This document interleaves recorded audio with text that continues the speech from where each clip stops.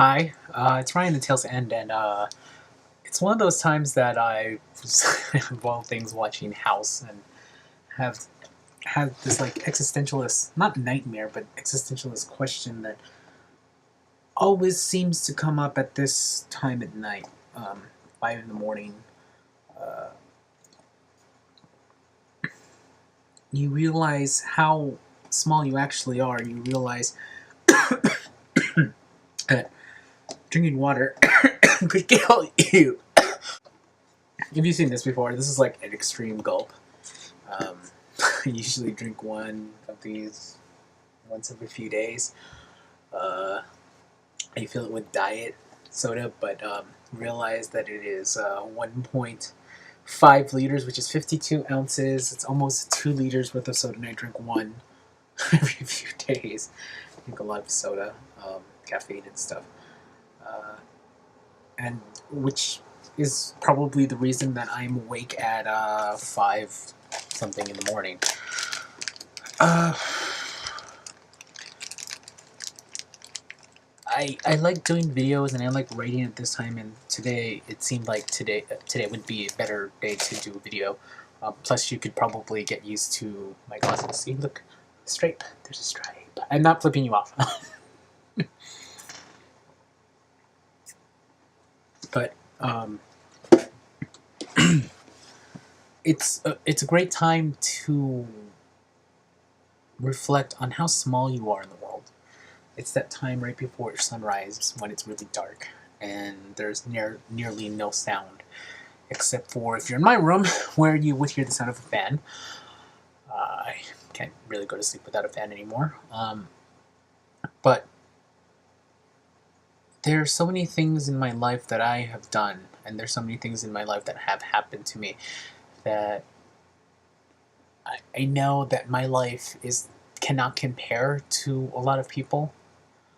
And I don't mean to say that I am a good person or a great person or I did anything of substance. It's just that living your life and at age 28, knowing that if you had died today, I mean, imagine you're 28 years old and you come to the realization that if you died today, it would be okay.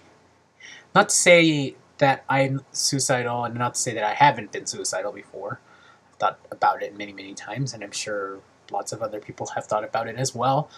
I don't want to die because tomorrow I get to go to Dancing with the Stars, which is always cool.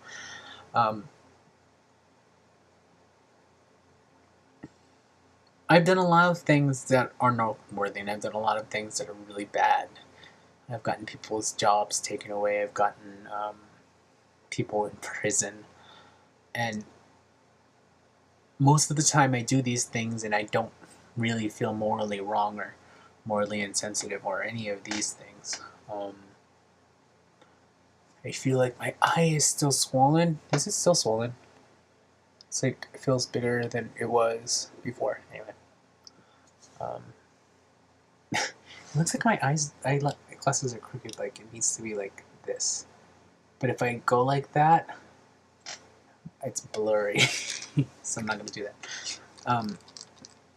I know you're used to me doing this, but get used to my glasses because I'm getting more. I made my glasses more blurry. Let's clean it with a real cloth instead of my shirt, which put more oil on it.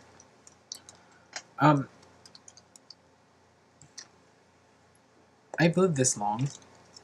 I've had many experiences, and I've completed the list of things in my life that I wanted to complete. I wanted to work for a senatorial campaign, and I have. I've worked for a congressional campaign, and I have. I've worked for a local election. I've worked for a congressional election, presidential election. I've worked for the Democratic National Committee. I've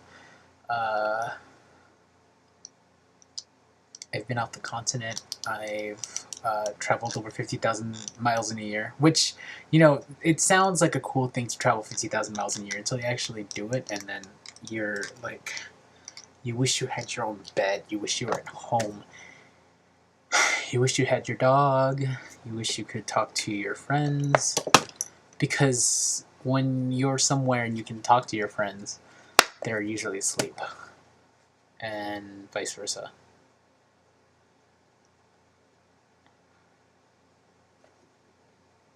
This isn't really for anything. This is just for myself, talking and talking and talking. See, I got like girls' glasses, Colors by Alexander Julian. See, girls' glasses. But they don't look like girls' glasses, they just look like boy nerd glasses. Anyway.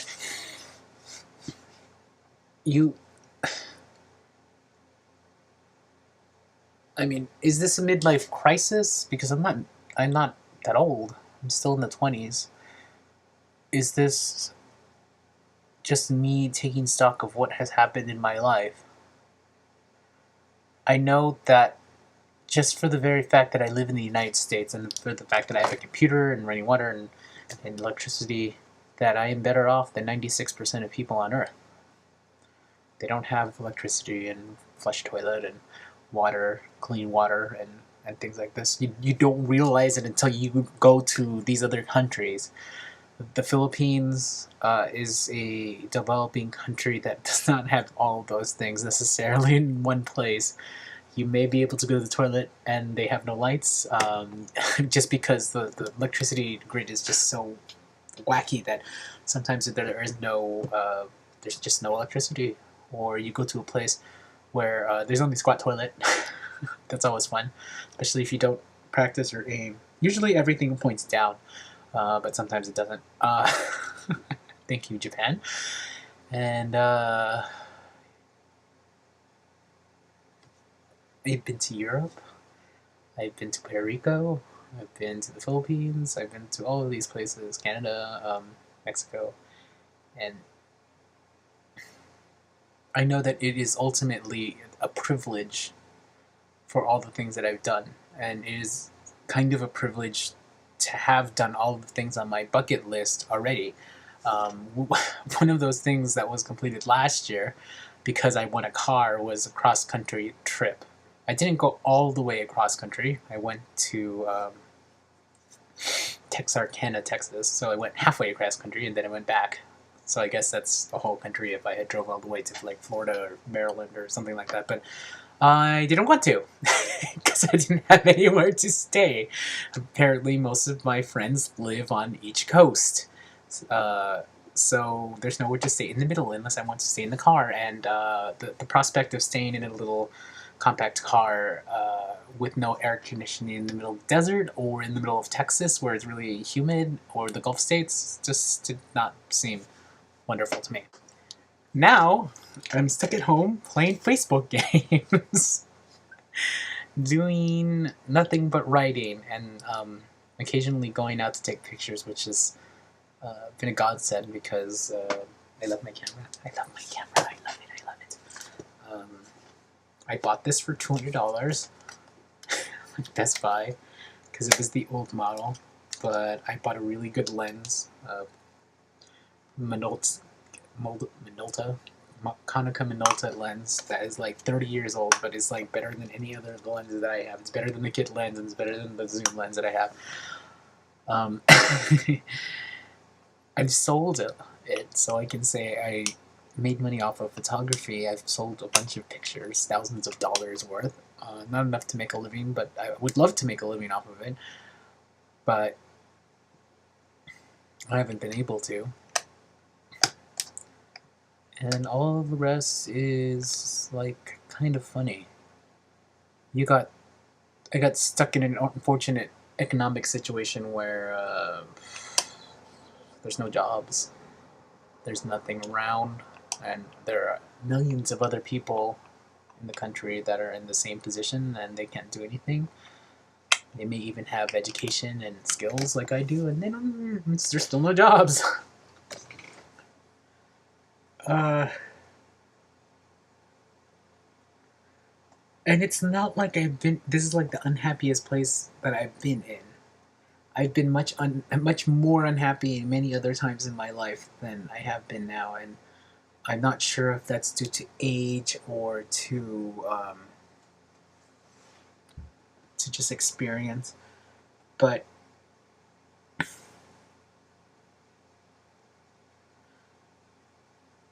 I'm stuck in this kind of like this numb limbo. I buy lottery tickets once a week in hopes that I will win the lottery. But I know that I have a better chance of getting struck by lightning, getting to a car accident, meeting the Pope. These are better. Maybe I have less of a chance to meet the Pope, but I have a better chance of doing many other things than winning the lottery. 1 in 176 million and 1 in 198 million. And I still buy the ticket once a week because I would love to win like $100 million, and I would donate like a quarter of it to charities and to the people that need it. And I need the money too. But I would. There was one thing that my friend's mother told me once. She said if she somehow had a whole bunch of money, she would love to open a vocational high school. And, for those who don't know what a vocational high school would be, it would be like if you had ROP, and here in California is a regional occupancy program. They teach you vocation, and I participated in two actually. I was in the auto shop program, which is interesting because this I was not going to go to do. I'm not handy that way, kind of. And then there was the one that took, which was ornamental horticulture, landscape design, stuff like that. That is something that I actually could possibly go back to go do because I actually am good at it. I can identify plants better than nearly all the country. And that's not an exaggeration, that's the truth. I was in a competition. I was in this thing organization called the FFA, the Future Farmers of America, and I was number 2 in the country. So I can say, at least for that year, I was nearly better than everyone in the country. That being said, I mean, the economy is just so bad that we have, at least in LA, nowhere to go, nothing to do. Some people have unemployment, some people don't, and it's just an unfortunate situation of time and the cyclical nature of money. And what do? I stay home and I do yoga. Better sex through yoga became men in my room. Because I have nothing better to do. I was thinking about joining the gym so I could get out of the house for like an hour or two every day, but for something to do, because there's nothing to do. I had some writing jobs and they dried up. I had some photography jobs and they dried up. I take photography for my own fun, and then sometimes, like the time that I went to the fair, I sold a few $100s worth, and that should tide me over for a little bit. Not a whole long time, but a couple of months. And it's it's just all these thoughts and all these things that are happening. Like Rick Sanchez, gone from CNN. I know that not a lot of people would care, but that was actually one of my favorite people on CNN. Everyone else is, I want to bash in the face with. No, I'm not. I don't mean that, but it's just they're not interesting. I like staring at Anderson Cooper. I like listening to Rick Sanchez is gone. I like listening to Larry King throw softballs at people, and I like watching when natural disasters happen. I don't want natural disasters to happen, but I like watching natural disasters on CNN. So yeah. More often than not, I argue with my parents or my brother, or I bug them somehow, because they're, the stuff to do is repetitive, and I do it, and it's not that there's no hope, there's just nothing in sight. If there was something in sight and I could go for it, and I could move on with my life, then I would. But I can't. I hope the thing in sight is not like cancer again. I don't want that again. A broken leg or, any medical injuries, because I watch House and I don't want any of those weird things.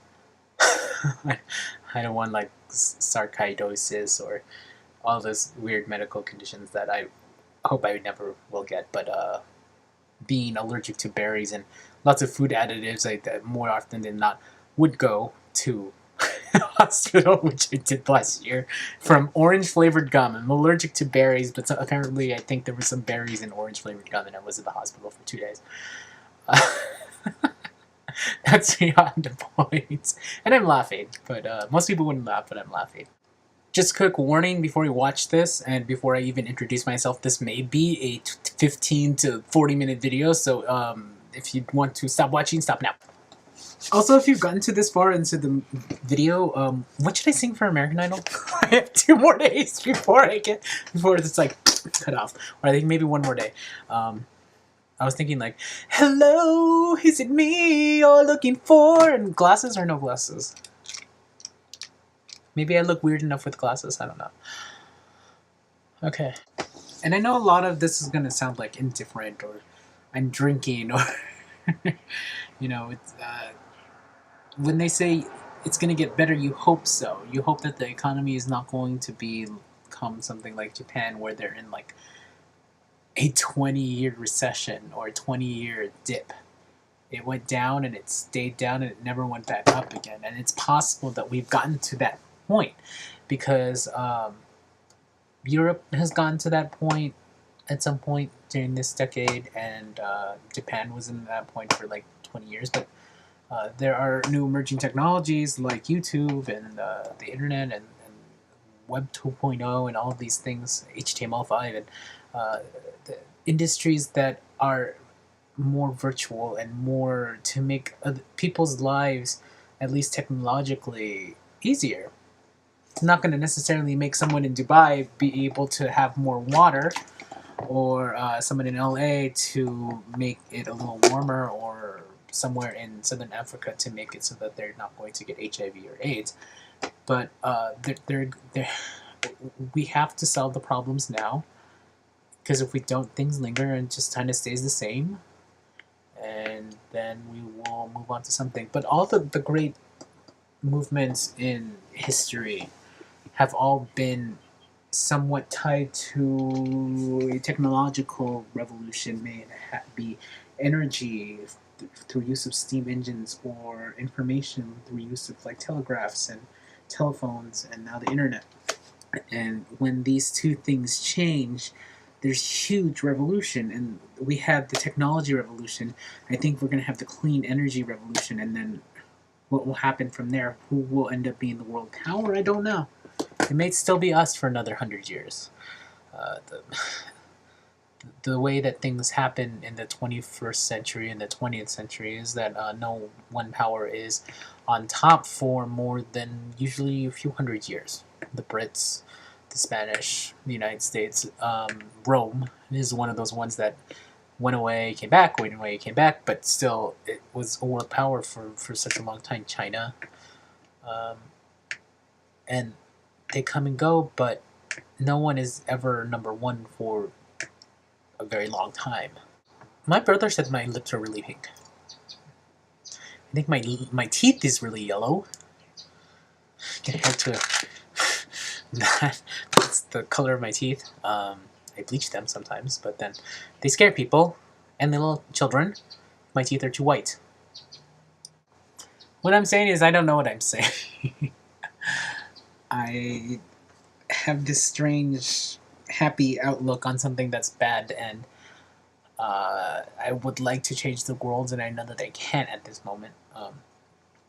I would love to start a company that made something that made it so that people in the third world, the developing world, the whatever, the disadvantaged world that does not have water, I would love to get $1 million to be able to go to someplace, South America, Africa, Southeast Asia, and be able to provide people their own water, their own clean water to drink, because you don't know how much you realize you don't have clean water until you go to someplace like Mexico and you don't have clean water. You go someplace like the Philippines and you don't have clean water. You forget, and you get ice in your drinks, and then you suddenly have horrible, horrible, horrible diarrhea. I want to help those people. I want to help people who have malaria, where the easiest thing that we could ever possibly do is give them nets with pesticides on them and have them sleep under them. It's very, very, very easy. It's not hot. It's something that you could use in the tropics. It's just, a net.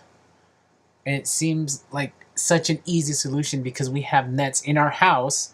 We have things in our windows so that we don't get bitten by mosquitoes, so we don't get, cerebral encephalitis or things like West Nile virus all the time. You have to be outside, and if you were like me, you don't go outside very much. Then you don't have that hazard. But these are very simple things. And people will always tell you, it won't work or it's not going to help people. But it's what California does all the time. California, the great state of California, we have 30 million more people than we did in the 1970s, yet we're using only one third of the energy and water that we used to use because of conservation things. Like very simple, stupid things. Turn off the water when you're brushing your teeth, Water, when you get your toothbrush, brush, brush, brush, turn off the water, brush, brush, brush. Rinse the toothbrush, brush, brush, brush. Get some more water, rinse, and that saves like a gallon of water every time that you use that. And then we have these like low flow toilets, which are, might I add, incredible, but annoying. Because it's not the old toilets where you press once and then it flushes and you don't have to worry about it, the whole thing goes away. You have to keep pressing it for a bit of time and then it will flush.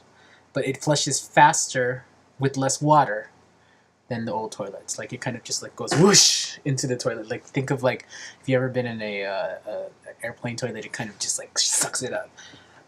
Or alternately, we have the toilets that have the two kinds of flush. One is for pee and one is for poo. So obviously the one with poo flushes both tanks and the one with pee only flushes one tank.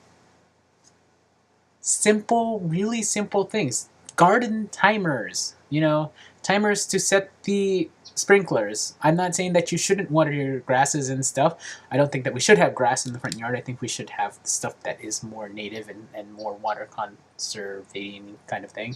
But I want to be able to do something like that. Just a very incremental technology that will help so many people. So many people lift themselves out of poverty just to have clean water, just to save the environment. I would like to have a job like that. And I kind of had a job like that. I kind of had the dream job where I worked for a nonprofit that helped people with HIV/AIDS in both California and internationally, more than 100,000 people. And if I could still be working for them, I would. Because I really did believe in what they were doing. They were treating patients like humans in other countries. And they were saying, here, take these pills, eat well, come back for visits, and you should still live for 20 or 30 years, and your kids should grow up to see you grow old. And I've seen that. And I've seen some partners who they look awful. They're in their 60s, and they've had AIDS longer than I have been alive. And through the wonders of medical technology and the wonders of research and development, we have people who have had AIDS longer than I have been alive. They're alive. They're living together, and they're getting so old that they're getting old people problems. They're getting hypertension, they're getting diabetes, they're getting heart problems because they didn't think that they were going to live. And now, suddenly, in the 90s, all these people who have AIDS and HIV, which is preventable through just a crappy little plastic or rubber sheath on a penis, or not sharing needles. It's like, little incremental things. And people were trying to cure these things, but it's not something that isn't it easier to prevent it than to have to cure it. the people are still going to have health problems. And the cure is probably going to be worse than the disease. It's going to be like cancer. You cut out the cancer, and then you have to irradiate these people, and then you have to give them chemotherapy, which makes everything in their body get messed up. And then they're normal again. And this is probably what's going to end up happening if and when we have a solution for AIDS and HIV. But the biggest thing is that we should do. I agree with my old company, my old bosses, that we should treat those who are alive as they are alive, and we should tell the people who are alive, don't get this stupid thing because it is preventable, and the world would be a better place. You know, people like Bill and Melinda Gates are giving like billions of dollars so that people don't get malaria or HIV or things like these, like these useful things, these things that literally they could like drain an economy, but they can, if you just remove that thing, the one disease that affects everyone, you can lift people out of poverty. They can work again. They're not going to be, they're going to be useful people again. I want to do something like that. But what job is that? An idealist, a advocate? I'm not sure how can I get a job like that. My mom and my friends have been bugging me to go apply for grad school and men's school and law school. And I could do it. It was in grad school at one point. I can probably go again. I didn't leave like on bad terms or anything. Like I didn't get suspended. Just left. I got a 179 on my SAT, LSATs, and I took it again because they ran out, and there's like a limit, time limit. I got a 178, so I did worse, but I still could probably get into the schools that I had applied to when I was finished with grad school. Should I go? I don't know. There's so many things that I've done politically that could be considered unethical. But I still don't know. I don't know what I want to do. I wish someone could tell me what to do sometimes. And then at the same time, I would hate that because people telling me what to do is usually I do the opposite, or I do something to wrong them. I'm not a good person. People think that I am on YouTube, but they don't know the whole thing of me. And I sound like a MTV thing, like you think you know, but you have no idea, but you really don't have any idea. And I don't have any idea, and that's why I'm making this video that's like 30 minutes long. And this is, you take pills to make you feel better, or maybe this is why I feel better, because I'm on like vitamins and stuff. And then you exercise and you do this right so that you could live to an older age, and I don't know if I necessarily need to. I will. But it's just all of this. Happiness is not money.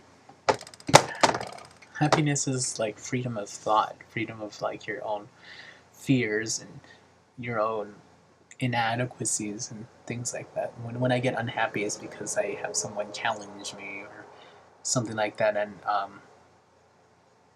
irritates me. But I can live with it because that's the way it is. There's no way you can change it. Well, there are ways to change it, but there's nothing that I can do to change my interpersonal relationships with people. I could apply for American Idol, and maybe I can get an American Idol. Maybe I'm weird enough or not weird enough to go on. Maybe I've won the lottery and the ticket is right behind me and they already won the lottery. $40 million. Who knows? I don't know. So, I'm going to take my pill to go to sleep. And then I'm going to go to sleep. So, if you want to watch this horrible long video and you have watched all the way till here, congratulations. I hope you like my glasses. They're off. My mom doesn't like them. She says that my eyebrow looks more prominent. Eyebrow, because I need to pluck this middle part. Okay. Bye.